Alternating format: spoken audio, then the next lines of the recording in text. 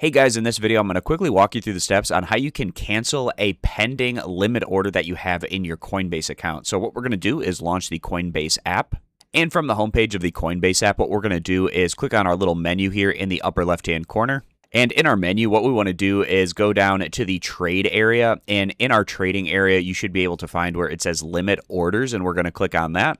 And any good till canceled or pending limit orders that you have that haven't been filled yet are going to show up in this area. So if you would like to cancel a limit order, what you do is click on the order that you would like to cancel.